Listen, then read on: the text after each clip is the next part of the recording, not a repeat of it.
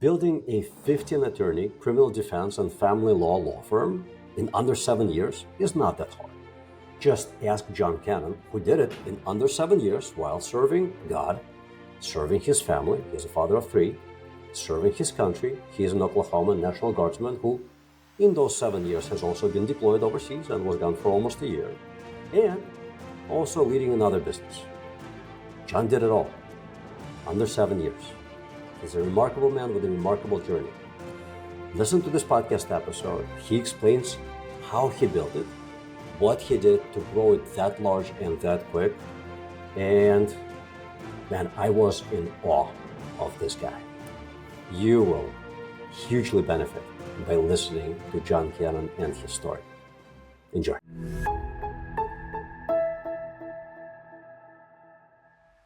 Hi there.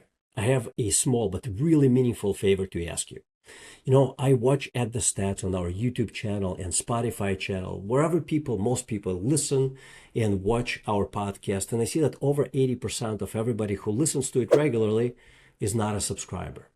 I'm asking you to subscribe to this channel. And the reason for that is my mission and the mission of my team is to help as many small law firm owners to learn how to transform their law firms into better businesses, and so they in turn enjoy better lives. When you hit subscribe button, you tell these platforms that this is content worth listening, worth viewing, and they in turn will show it to many other small law firm owners and hopefully help me fulfill our mission of helping them create a better business and enjoy better lives. So would you please do me this favor? It would mean the world to me, and hit the subscribe button. And my promise to you is that I will continue to work hard at creating good content with practical ideas that help you and your teams grow better law firms. Thank you. Welcome to the Grow Law Podcast. I have an amazing guest with me here today, John Cannon of Cannon and Associates. He does 5 things. Runs a law firm, married with 3 kids, National Guardsman with Oklahoma National Guard, judge advocate for other guardsmen, and also owner of home building company. John, welcome to the show. Yeah, thank you so much for having me. Love the podcast and excited to be here and talking about some of the struggles and lessons of my journey so far. So, an amazing story. Like most people struggle with functioning family and a business because running a business is just so demanding. Yet you do 5 different things. Arguably, you don't have to do 3 out of these 5 things. You're already very successful. You built your law firm in 7 years to 14 associates and close to 30 staff.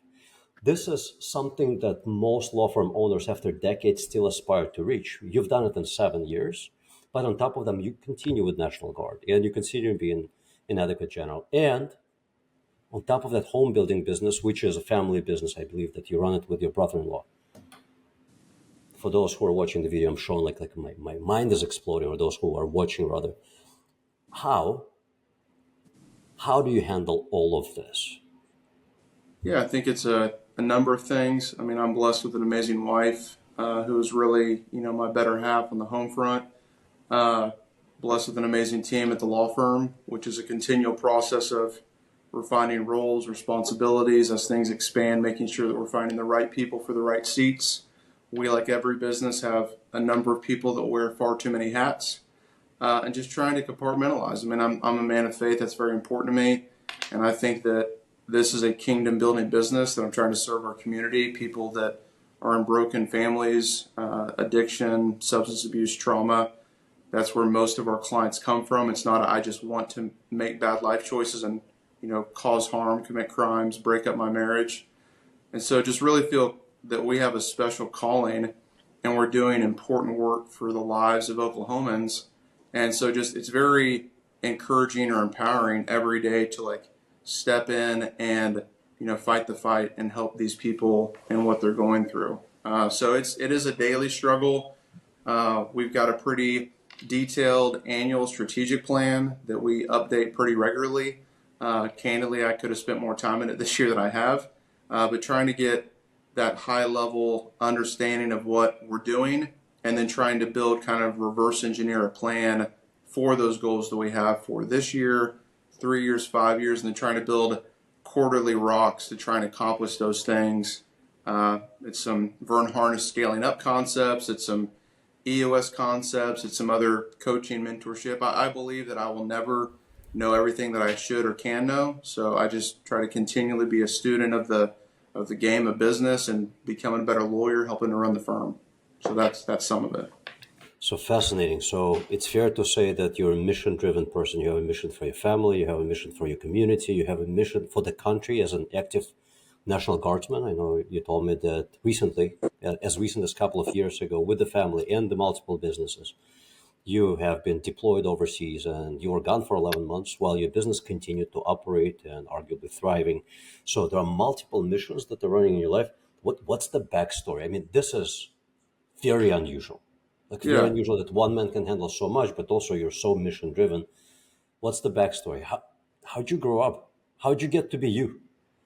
Yeah. So I know that it's easy to say, look at this man, this woman that's done all this, but it's really this entire incredible team. Like my family is who it is because of my amazing wife, Megan. And like I've become a better man, a better not fodder, a better father from years of, trying to grow as a man, trying to grow as a father, trying to grow as a husband, learning love languages, learning my wife's love language, being more intentional in that relationship, being a student of the game of parenting. I'm now a student of the game of parenting a teenager because my son is starting high school soon, which is difficult, but it's, that intentionality of what can I do today, Lord, to be better in these things that are important in my life. My family was in the land run in Oklahoma many, many years ago before statehood, so Oklahoma is near and dear to my heart. And I grew up with a dad who was a surgeon, and he loved the community, loved the Lord, loved his patients, and so he got up every day and he went and served people. And my mom was a fierce lawyer, and she was told she can't be a doctor because she's a woman, so she became a nurse. And then she loved that, but it didn't serve her passions, so she went back to law school with a husband, with the child, and she graduated top of her law school class. So I'm blessed with some good stock, and I'm fiercely dedicated to this team, our clients, my family, and I think it all starts with mindset. Like my mindset is like I have a calling to serve the community, which is largely faith-based, and a calling to serve this team, and I am very far from perfect, but every day I'm trying to be intentional and doing a better job of helping more and more people. And one of the things about a growing law firm is that you have to have more people to serve more customers, and you have to generate more revenue in order to be able to hire and keep great people on your team. So it's kind of, this Lion King circle of life that is continually moving, which is fun and exciting, but there's always challenges. There's always staff problems. There's always client problems. There's always, the future potential of a money problem. But I read this amazing book while I'm deployed called Winning the War on Worry. And it's a faith-based book about like there's never more placed on your plate than you can handle. And 90+% of the things we stress about are in the future and will never come to fruition or not the way that we envision it. And so I just think it's really important to recognize that like we can do all the things that we're called to potentially do if we're intentional about how we spend a day, how we envision the things we're worried about or thinking about tomorrow, and then go from there. Fascinating. Was either one of your parents a business owner operator? Yeah, my dad, for quite a while, had his own medical practice after he left the medical school. But he was always, a one-man shop with some nurses or admin staff in his practice. And there's nothing wrong with that. I mean, my grandfather, he ran a one-man medical practice in a small town after he left being a doctor for the Santa Fe Railroad. And that was an incredible, connection to that community, service to that community. I truly believe that there's nothing better about a big firm than a small firm. You just have the opportunity for bigger impact. So no, my dad had a one-person medical practice, but the attorneys that hear this that have a one-person shop, there's nothing better about what we're doing than they're doing. It's about that mission and service to your community. And what you do as a service, you're providing knowledge and insight to lawyers and inspiration to people. But I think that when we have a calling and we're serving people every day, whatever the vocation may be, like it's hard to not finish the day and feel like you've done something good if you're serving people in your work. Every morning for me starts with a short prayer. Part of it is I thank God for creating me and giving me the mission, and the same applies to every single member of my family. I say it on their behalf because without a mission, you're kind of like a rudderless boat, and you lose purpose pretty quickly. So, but it's fascinating that you have so many missions, and I applaud you. I mean, I'm looking at a man of great character. We barely know each other, but I am almost like in awe Well, I of appreciate that. what you have done with. You're still a young guy. How old are you? 41. 41. A young guy. And I have many, many flaws, and I've dropped the ball many, many times, but I think it's that each day trying to be better that really defines, the character of a man or a woman. So I appreciate that. Yeah, absolutely. Let's talk about your growth path. And obviously, people who tune in to listen and watch this podcast and read the notes are on their path. And that path is they're seeking ways, practical ways of growing their business. Your journey over the last 7 years since you started Cannon Associates has been a typical trajectory of growth. It's very, very rapid. Most lawyers operate for the duration of their ownership and operations of their business, operate much smaller shops than you have built in just the last under 7 years. What was that growth path like? How did you get there? And if it's a loaded question, if you had to start over today, how would you do it? If you would do it any differently? Yeah. And I give a caveat just because I want people to know my heart. Like a expedited growth or a big firm is not necessarily better than a small firm or slow growth path. It's just that was one of my goals. I'm, type A, hyper competitive, a poor athlete most of my life, played college football. And so, like, I'm always competitive.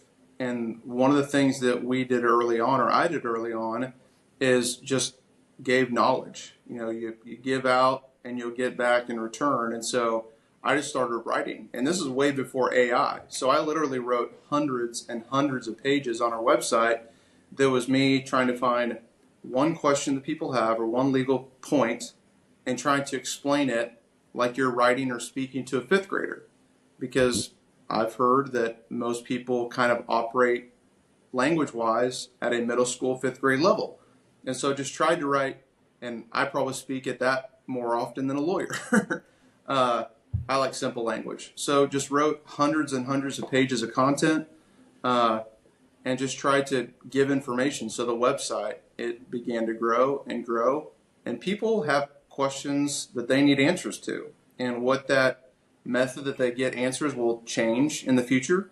But for a long time, it's been search engines. And the dominant feature in the search engine market has been Google. And so eventually I started writing things that were to serve what the current published information is on how Google's SEO tools are evaluating content, but also making sure it's serving individuals. And funny enough, some of the most recent developments from Google is this EEAT dynamic and making sure that all of your content is serving humans. And so now that AI is available, if people are spending any time at all in a given week working with AI, then they are ahead of the curve. And so to me, what I found is that if you generate more potential business than you need, you will always have the opportunity to have positive cash flow, positive sales, have the right people on the team. And then it's this cycle of, after you get a couple of employees, of continually trying to generate more business that's the right type of person, the right type of problem, with the right place and time. So not if you're in this city taking a lot of work that's 4 hours drive away from you. So how we've tried to generate useful content has changed over time, but just constantly trying to put out useful content. We get, 20, 30, 40,000 visitors a month to our website. And so continually trying to not just feed the Google machine, but now the AI bots, but also customers. Those are real people with real questions. And when you put valuable answers out into the world for their questions, that builds know, like, trust.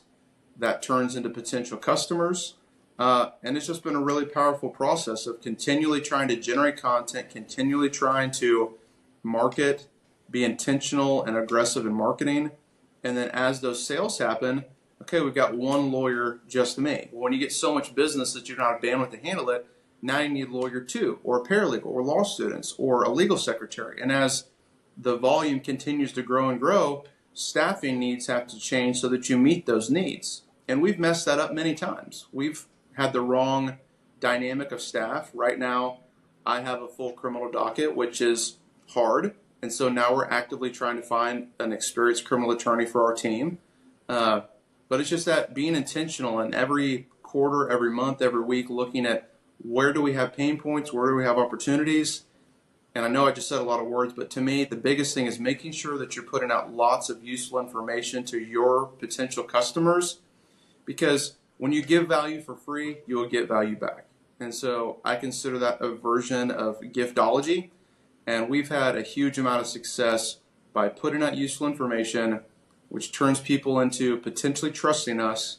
And then they call us, and we've been pretty successful in getting enough new business to keep this thing going month after year. So with you, you have roughly 15 attorneys on staff as of today? Yes, between family law and criminal defense.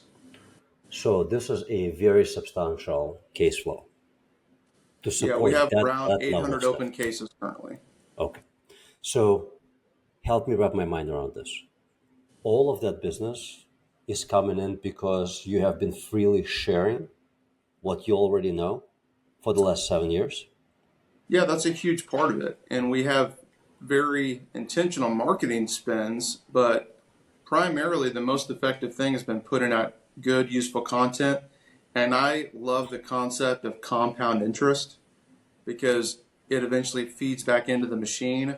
And one of the biggest examples, if you put a small amount of money into the S&P 500 and you reinvest the interest that comes from that, about $7 or 7% a year, fluctuates, then at some gate it turns into $1 million, even though you put a small amount in. And so we're continually trying to give out a little bit of useful information all the time.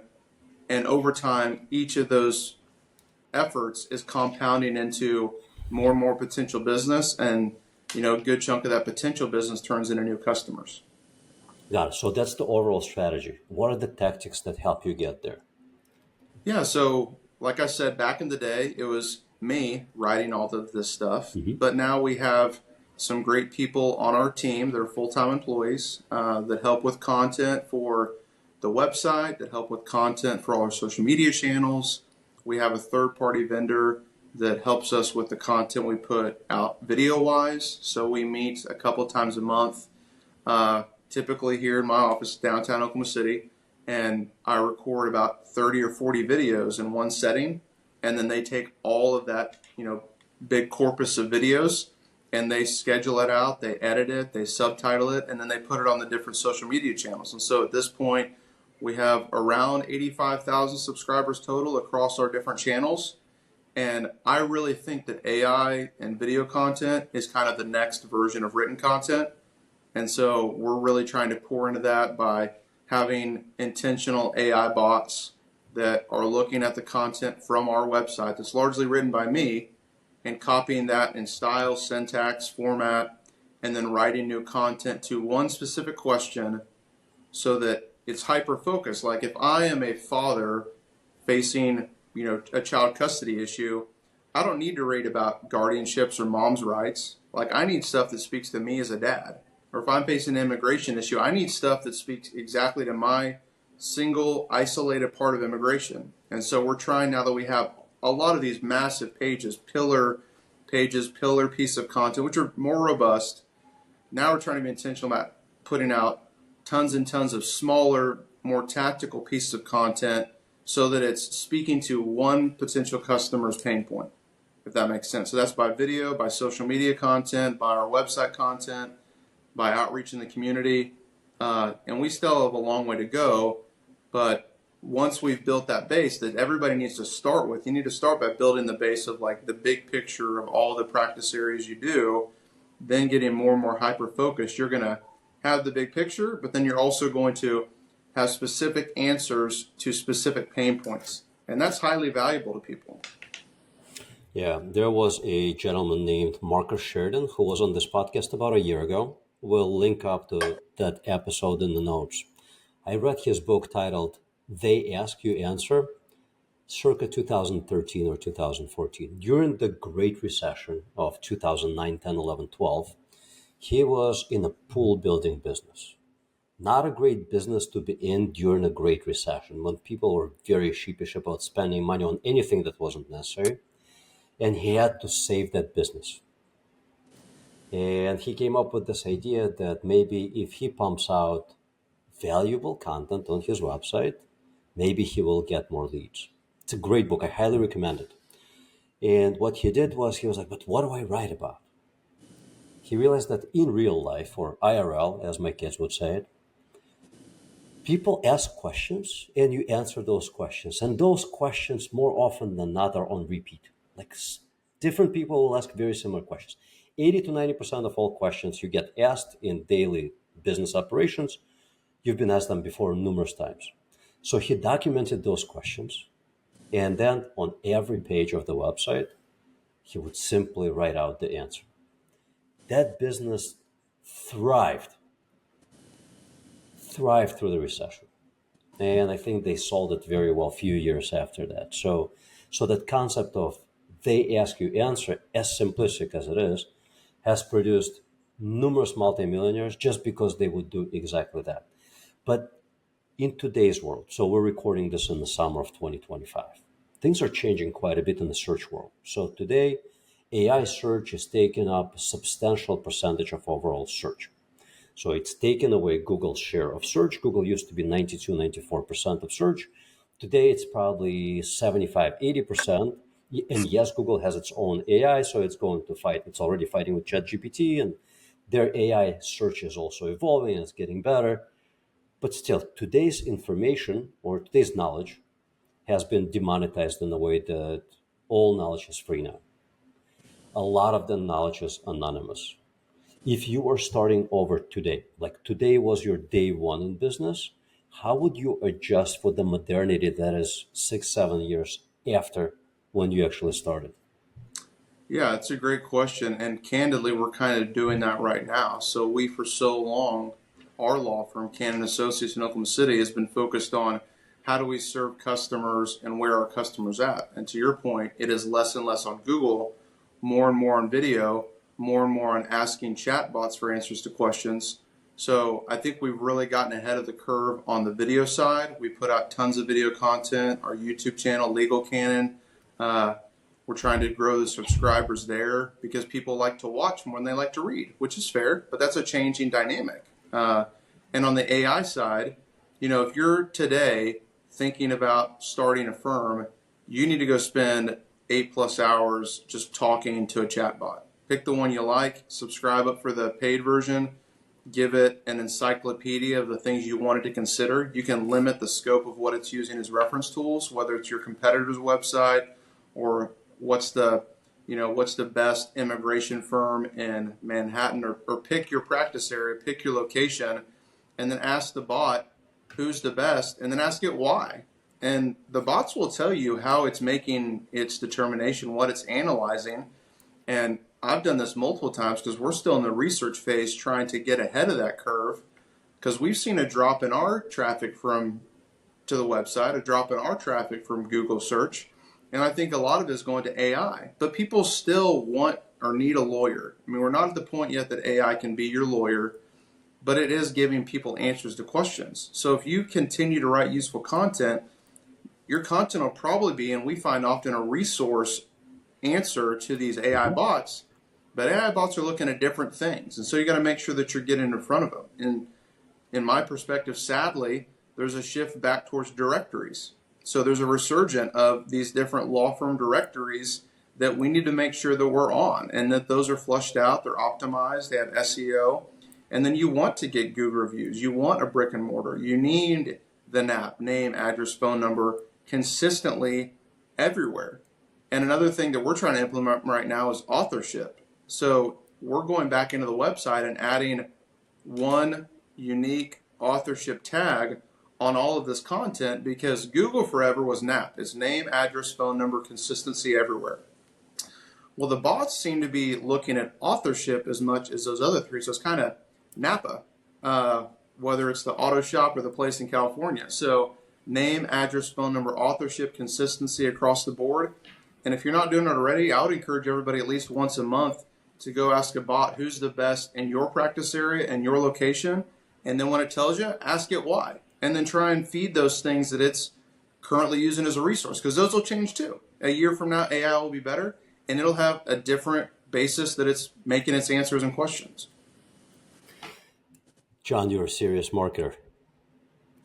Gotta be. You got some information correctly, which most people and many marketing companies still do not know. So my team intentionally has performed thousands of experiments with 3 AI search platforms over a course of 2 quarters to see how it evolves, to determine what would move the needle. My marketing company is focused on search marketing. Search is shifting. Search will be there forever because as long as people need someone, something, some sort of service provider, there will be search. But platforms can change. And so for that reason, they experimented thousands of experiments and they cracked the code the exact same way as you did. And they just they did it repeatedly so many times to confirm that is correct. Directories are playing a very large role. Your SEO, foundationally, if your SEO is strong, you will come up in generative results. Like when ChatGPT pumps out an answer, it will cite your website. It will cite potentially your social media, but more likely than not, it will cite your website. It will, if you ask it who are the best criminal defense attorneys in Oklahoma City, where you're based out of, it will say, well, this, and this law firm, 3 or 4. And when you ask it why, we'll say, well, so many websites are referring to their website. They have so many reviews on Google, Abo, Super Lawyers, etc. And this is the third piece of the puzzle. Locally, it's very well optimized. So if you're showing up in Google Map Pack, it's going to cite you as well because it gives it a lot of relevant authority that's localized. And chat, like ChatGPT, Google's Gemini, Perplexity, they're all also mindful of where you're located. So if you're looking for an attorney in Oklahoma City, it's not going to serve you an attorney in Fort Lauderdale, where I am now. So what other things, if you can disclose, do you do to attract clients? So I think that the long-term or lifetime value of customers is so underlooked in all business that if you're marketing to your existing fan base, that it's a much easier sell than strangers. And so we have not done the best job of being intentional in that, but we have seen referrals, repeat customers continually growing. And that's really a testament to great people on our team. And that's the most valuable thing I think you can do is investing in your staff and trying to make sure that your organizational chart has clear roles, clear responsibilities, and then find people that fit those pieces of the organization, not just find a great person and figure out later where you put them. And so I think doing great work for people is one of the most important forms of marketing, because whatever practice area it is, if we serve them well, it will change their life for better or for worse. And so I think that when you serve a client and their family well and stay in contact with them, newsletters, touch points, phone calls, those things matter. And so I think the long-term investment in your customers is difficult. And again, it's that compound interest that it takes a lot of work up front and it doesn't pay off for the long run. But that's something we're starting to see the fruits of. And I mean, that doesn't take a lot of money. That takes some time. It takes some goodwill. But it is incredibly valuable. So for us, I think the relationship management with our customers and the relationship management with the legal community. And I know we talked earlier about stepping out of personal injury. I think that's greatly helped our relationships because people don't see us as a toaster oven law firm or whatever pops up we take. We're very intentional about we just do criminal defense. We just do family law. And I think that's really helped us building a reputation because if something else comes to us, we have a very intentional trusted referral map of the state. And so we want everyone that contacts us, which is hundreds of people a week, to, if they have a legitimate issue, get to the right folks with the right skill set to help them. And so I mean, if anyone's listening and they do criminal defense in other parts of the country or family law in other parts of the country, reach out to me. Shoot me an email, john@jpcannonlawfirm.com, because we want good people to be resources.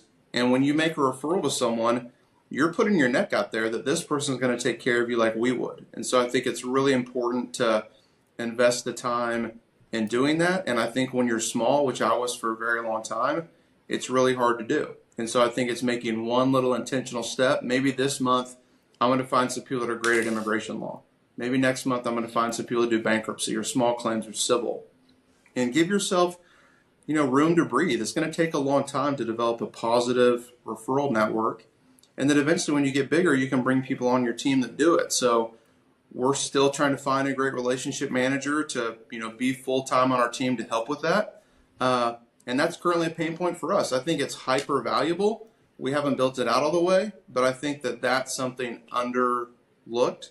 And I think that's a huge opportunity when you have the bandwidth to put a little bit of energy every month into it.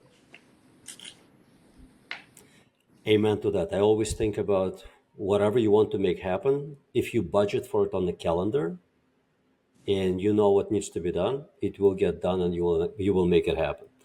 The trick is you have to budget for it on the calendar.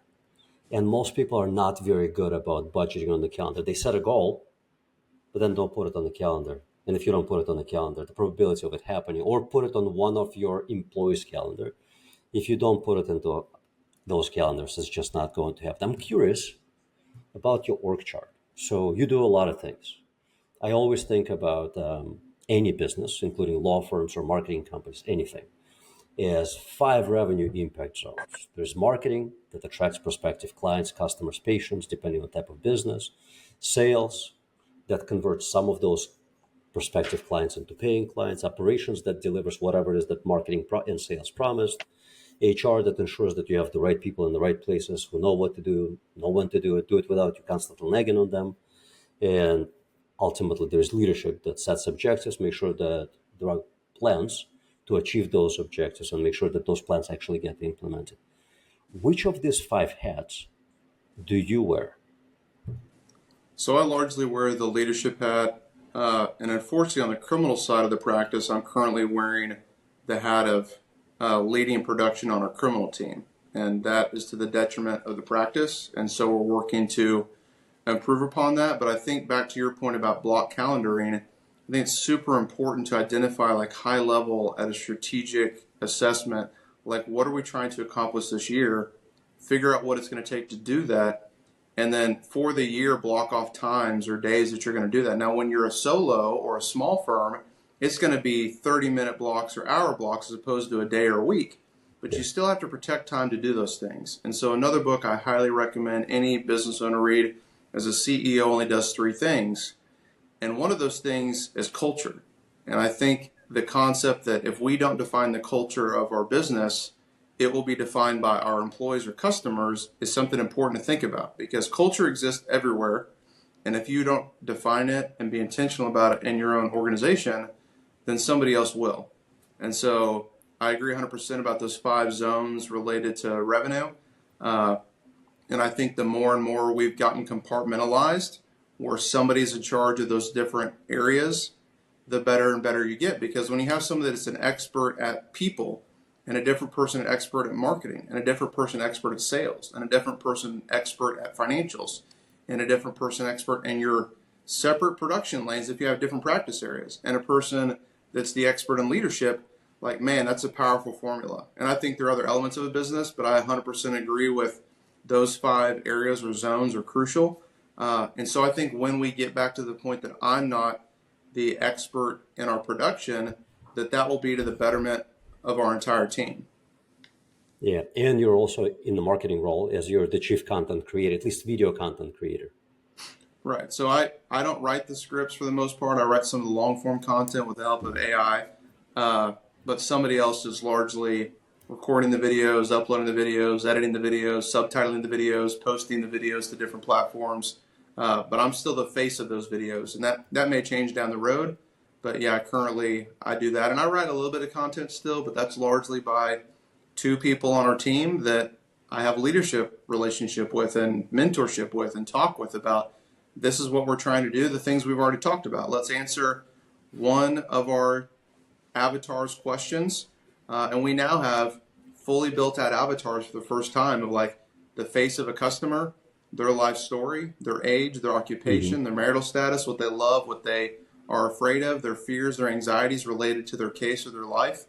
And so now we're being hyper focused and trying to write content for like one of those avatars and only one of their pain points at a time. To your point earlier about, pool company, people are going to ask specific questions about pools just like anything else.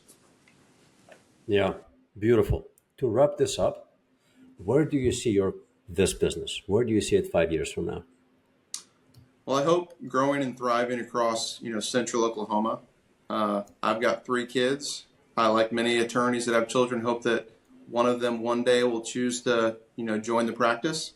So I hope that the problems that we're dealing with now are gone, and we're dealing with different, bigger problems. One of my all-time favorite mentors and coaches said, "New level, new devil." And so I hope that we're dealing with higher level problems in 5 years than the problems we have now. And I just want to speak to the folks listening to like, I have problems every single day. I have things that I have fears, worries, anxiety about.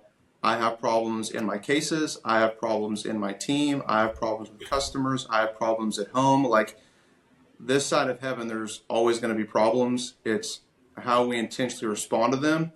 And so I know that, kind of the context of this, it seems like I've got this rock star law firm and everything's perfect. It's not perfect. There's problems. We're working on them constantly and trying to do a great job of being your fierce advocates, which is our trademark phrase, trying to serve our clients, serve our community, serve our team. And I think, like we talked about earlier, if your heart and your mind are pointed in the right direction, that's a pretty good compass for how you do today. So Yeah, beautiful. John, thank you so much. And thank you for your service to this country. yeah, thank you for having me so much.